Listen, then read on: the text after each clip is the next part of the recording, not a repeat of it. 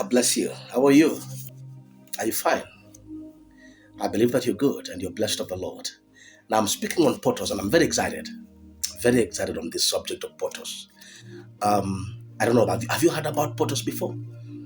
If you've heard, let's hear what the Lord is saying on this side of the world. Let's get to know what God put in my spirit and in my heart.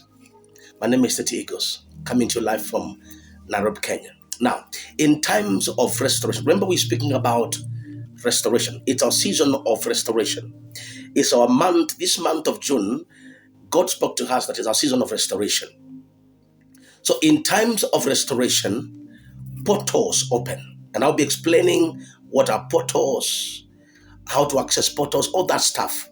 So I'll be doing series on portals. Please don't miss on any.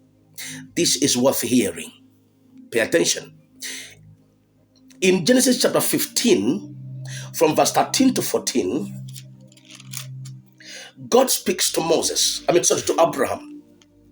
By then he was Abram.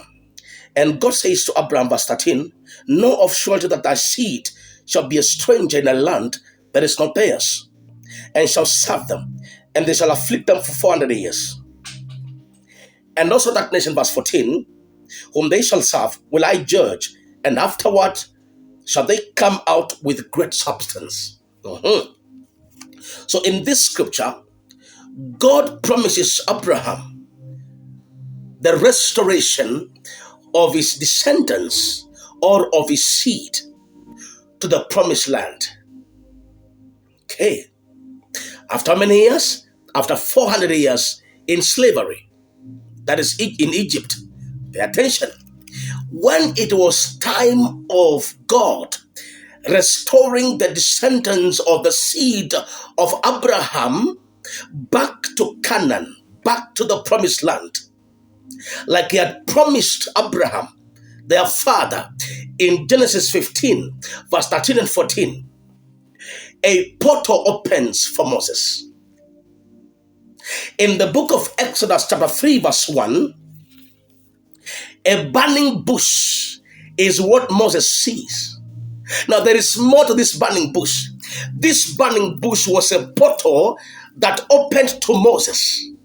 Why is it opening to Moses? Because it's time of restoration of the children of Israel back to the promised land the way God had promised Abraham. Let's look at Exodus 3 verse 1. Now Moses kept the flock of Jethro, his father-in-law, the priest of Midian, and he led the flock to the backside of the desert. Exodus 3 1, 2 and 3. And came to the mountain of God, even to Horeb. And the angel of the Lord appeared unto him in a flame of fire out of the midst of a bush. And he looked, and behold, the bush burnt with fire, and the bush was not consumed. The bush burnt with fire, and the bush was not consumed. And Moses said, I will now turn aside and see this great sight, why the bush is not burnt. Now, that burning bush was a portal that opened to Moses. Yeah. So portals have a deeper meaning than we think. I know you're wondering, so where is portals in the Bible? Let us go ahead of myself, because I was supposed to read this later, but let's read the book of Revelation chapter 4 verse 1. The book of Revelation chapter 4 verse 1. Using the TPT, the Passion Translation, it talks about Apostle John, the beloved, the apostle among the 12 disciples. Then suddenly, after I wrote down these messages, so at this point, what we learn is that Apostle John God was ministering to him, the angels were speaking to him, he was accessing, and he was writing down messages. And now something happens. Then suddenly, after I wrote down these messages, so he was still in this physical realm, writing messages as he receives them. He says, I saw a portal open into the heavenly realm. He saw a portal open into the heavenly realm, And the same trumpet voice I heard speaking with me at the beginning said, ascend into this realm. A portal opened into the heavenly realm. And the voice tells him, ascend into this realm. I want to reveal to you what must happen after this. Now let's go back. Let's go back to portals. Because I want you to understand what the Lord is saying.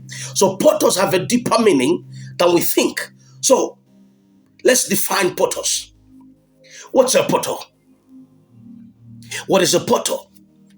A portal is a symbolic gateway of transition point between different realms or different states of existence. Remember that life is very spiritual. Yes. There is another realm you can access or ascend into. Another realm of existence. So a portal is a symbolic gateway of transition point between different realms or states of existence. A portal can represent a connection, or it represents a connection between the physical and spiritual worlds. A portal is a connection. It represents a connection between the physical and spiritual worlds. This physical world, this world of mountains, rivers, and where we are right now. Yes. Then the connection between this world to the world of spirits. When I say spirits, I don't mean demons. Because some people will say, he's saying about portals. It's a teaching of demons. No, I'm reading the scriptures and we are learning. Remember that God is a spirit. God is a spirit. The devil is also a spirit. And I'll be explaining all these things. Please don't go ahead of myself or of yourself. Pay attention.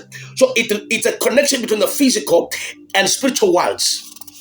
Portals facilitate. They facilitate movement between different dimensions of consciousness. For example, Apostle Paul says that he was caught up into the third heaven. Yes. So there is a first heaven, a second heaven, a third heaven. He didn't access the fourth, fifth, sixth, and seventh heavens. Pay attention. And he saw things that he could not tell people. He could not share with us what he saw. But he accessed. How do you access like third heaven? Through a portal. So Apostle Paul was a man of portals.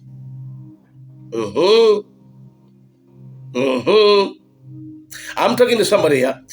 So a portal facilitates movement between different dimensions of consciousness. Now, a portal also refers to a gateway from physical to spiritual realm.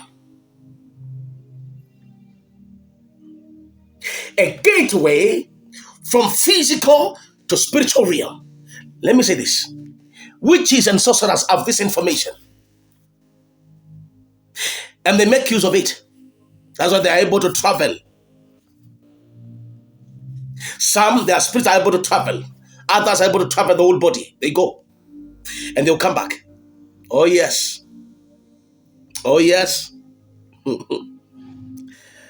Portals are more authentic. And there are sure ways to conduct God than just a normal accessing. Where we read, Apostle John is accessing and writing down messages, and God is speaking to him. But now he reaches a place where a portal opens for him, and the Lord tells him, ascend into this realm.